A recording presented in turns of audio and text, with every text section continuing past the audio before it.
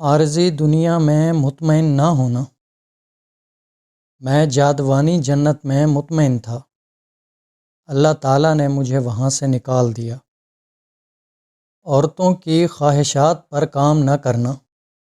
میں نے اپنی بیوی کی خواہش پر شجر ممنوعہ کھا لیا اور شرمندگی اٹھائی۔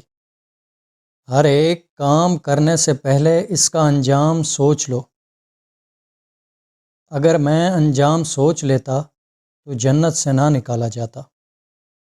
جس کام سے تمہارا دل مطمئن نہ ہو اس کام کو نہ کرو، کیونکہ جب میں نے شجر ممنوعہ کھایا تو میرا دل مطمئن نہیں تھا، مگر میں اس کے کھانے سے باز نہ رہا۔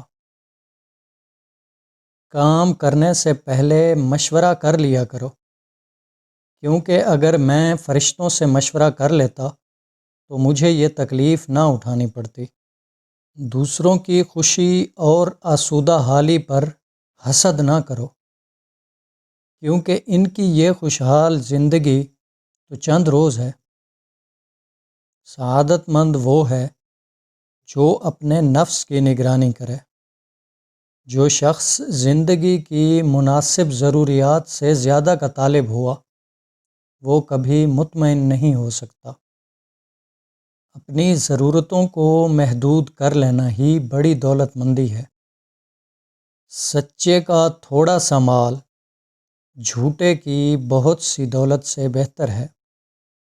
جب تمہاری روزی دوسروں کی روزی سے الگ ہو تو پھر یہ بے صبری اور پریشانی کیوں؟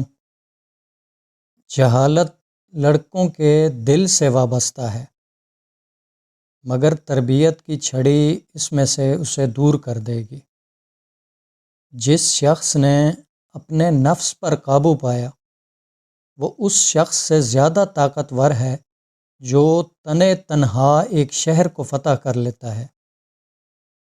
تعلیم بہترین خیرات ہے، تھوڑا جو اللہ تعالیٰ کے خوف کے ساتھ ہو اس بڑے خزانے سے جو رنج کے ساتھ ہو بہت بہتر ہے۔